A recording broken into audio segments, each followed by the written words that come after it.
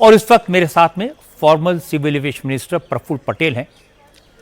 प्रफुल्ल, आप सिर्फ मिनिस्टर नहीं रहे, आप एविएशन को अच्छी तरह समझते हैं और आम तौर पर जो क्रैश होते हैं उसके जो कारण है उसका ये बिल्कुल एंटीथीसिस है।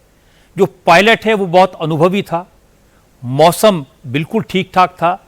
क्या लगता है ये क्रैश हुआ तो हुआ कैसे? रजत जी, बहुत ही मतलब जिसको कहते हैं कि दुखद घटना है और मेरे पास शब्द नहीं है इसका वर्णन करने के लिए। और इतने लोगों की मृत्यु हुई, इसलिए बहुत वेदना भी हो रही है। आपने सही कहा कि ड्रीम लाइनर एक अत्याधुनिक हवाई जहाज है जो पूरे विश्व में सभी मेजर एयरलाइंस जो है इसका इस्तेमाल कर रही हैं।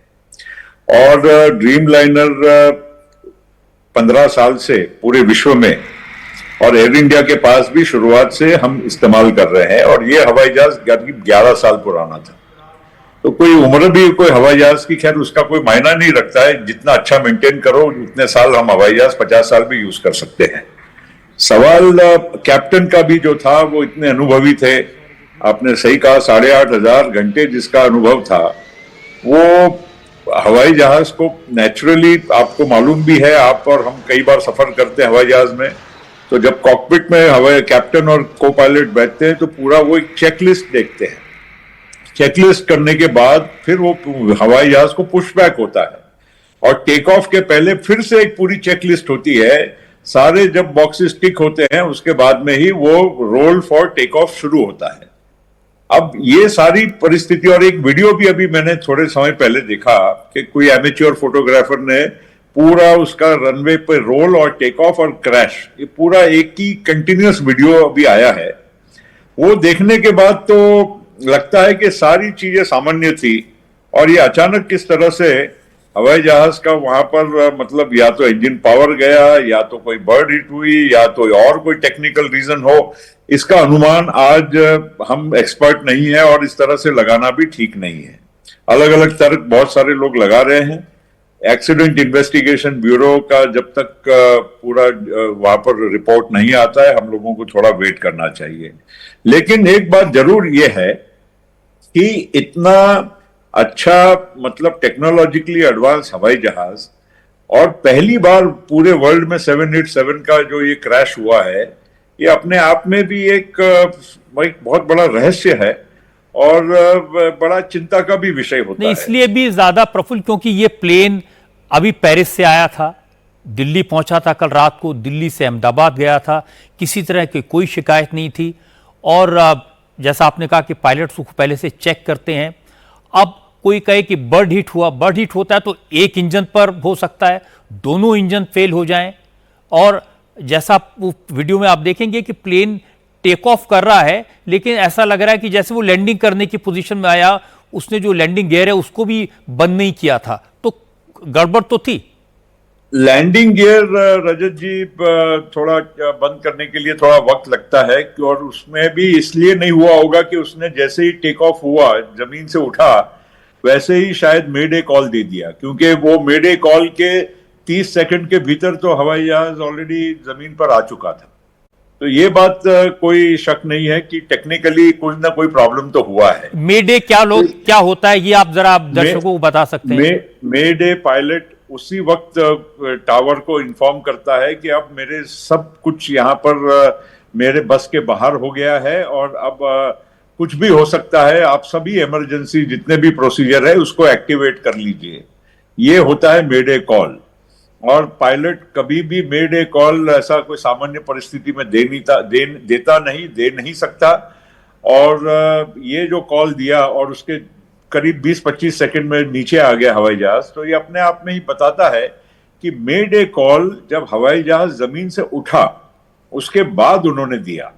देखिए, आपको ये भी मालूम होना चाहिए, और आप तो खैर बहुत फ्रीक्वेंट फ्लायर है, प्लेन कई बार, और ये अनुभव मुझे भी 2-3 बार आया है कि जब हवाई जहाज टेक ऑफ के लिए रनवे पे शुरू होता है अपनी उड़ान के लिए, तो जब उसकी स्पीड बढ़ती है, कई बार अचानक हवाई जहाज को कोई टेक्निकल या और कोई वजह से, या बर्ड अगर है सामने या कोई और कारण है, तो एकदम वो उसको स्टॉप करते हैं, उसको अबॉर्ट टेक ऑफ करते हैं, अबॉर्टेड टेक ऑफ बोलते हैं। तो अबॉर्ट करने के बाद वो हवाई जहाज को मार्जिन काफी रहता है कि वो रुक भी सकता है, और वो रुकने के बाद वो अपना वापस जाके अपना जो भी टेक्निकल कोई या अन्य इशू है उसको सॉल्व करता है। तो ये हवाई जहाज पूरे रोल पे रहा, अबॉर्ट किया नहीं, उसका मतलब जब तक उसका टेक ऑफ हुआ नहीं तब तक कोई ऐसा विशेष कोई परिस्थिति निर्माण नहीं हुई थी। दूसरा, इसमें एक बात और भी ध्यान रखना चाहिए कि अहमदाबाद ऐसे रनवे लेंथ काफी सफिशिएंट है, मतलब वो काफी लंबी लेंथ वाला रनवे है, मगर साथ साथ में ये हवाई जहाज में भी कम से कम 90 टन ईंधन होगा, क्योंकि ये हवाई जहाज लंदन जा रहा था, करीब 9.5 घंटे की तो फ्लाइट होती है, उसके अलावा 2-3 घंटे का एक्स्ट्रा फ्यूल रखना पड़ता है। तो इसमें 80-90 टन फ्यूल होगा, तो उसके वजह से भी वेट पर वो सारे पैरामीटर्स ऑन बोर्ड कंप्यूटर जो होते हैं, वो हवा, टेम्परेचर, बाकी सब चीजों का पूरा उसमें कंप्यूटर में फीड हो जाता है, और उसी हिसाब से वो टेक ऑफ को कैलिब्रेट होता है। फ्लैप्स हो, उसके बाकी के भी जो स्लैट्स है, सभी चीजें उसी हिसाब से वो कैलिब्रेट होती है। तो मुझे नहीं लगता है कि कोई पायलट को टेक ऑफ पॉइंट तक कोई ऐसा नजर आया हो कि कोई गड़बड़ है, वरना वो टेक ऑफ निश्चित अबॉर्ट कर सकता मतलब था। और अचानक कुछ हुआ, एक अनुभवी पायलट के लिए वो कोई बहुत असंभव बात नहीं थी। मतलब आप कह रहे हैं कि अचानक से कुछ हुआ, सब कुछ फेलियर हो गया और उस मैसेज भेजा कि भाई अब चीजें मेरे कंट्रोल से बाहर हैं। बिल्कुल, उसने मैसेज भेजा जैसे ही उसका हवाई जहाज जमीन से उठा, और उसी के साथ साथ उसने मेडे दिया। इसीलिए आप जो कह रहे हैं ना कि व्हील्स भी अंदर नहीं गए, नॉर्मल कोर्स में आपने भी देखा होगा कि जैसे ही हवाई जहाज जमीन से उठता है, with in a few seconds वो व्हील रिट्रैक्ट करने का वो प्रक्रिया शुरू हो जाती है। इसमें उसको टाइम ही नहीं मिला, उसने मेडे दिया, इसका मतलब उसको कोई बाकी की चीजें समझ में ही नहीं आ रही थी, और उस वजह से उसके कंट्रोल के भी बाहर शायद हवाई जहाज जा रहा होगा। ये बात निश्चित ये पूरे वीडियो से जो मैंने देखा है उसमें से नजर आ रही है। और वो वीडियो भी इतना जो आखिरी जो आया है, पूरे रनवे पे प्लेन जो टैक्सी अपना जो रनवे पे रोल कर रहा है, उसमें कहीं भी बर्ड्स ऐसी कोई एक्टिविटी कम से कम वो एमेच्योर वीडियो पे नजर नहीं आई। हाँ, तो ये सब बातों को लेकर कहीं ना कहीं डेफिनेटली एक प्रश्न और सवाल खड़ा होता है कि भाई ऐसा हुआ तो हुआ क्यों। अब इसका एक ही कारण अभी तो समझ में आता है कि भाई something has gone wrong mechanically और टेक्निकली, क्योंकि पायलट अनुभवी था, इतना तो उसको समझता होगा कि उसको बाकी प्रोसीजर्स क्या करना है। ऐसा हमको आज प्रारंभिक नजर आता है। अब लोगों के मन में डर होगा प्रफुल्ल, जो पैसेंजर्स हैं, कि अगर ड्रीम लाइन जैसा सेफ प्लेन भी अगर क्रैश हो सकता है और कोई वजह जिसकी सामने नहीं आएगी, तो लोगों को जरूर मन में डर होगा कि आप फ्लाई करें नहीं करें। रजत जी, मैं इतना तो जरूर कहूंगा, क्योंकि मेरा भी थोड़ा इस क्षेत्र में अनुभव और काफी लंबे समय का रहा है, कि इंडिया का एविएशन की सेफ्टी बहुत अच्छी है।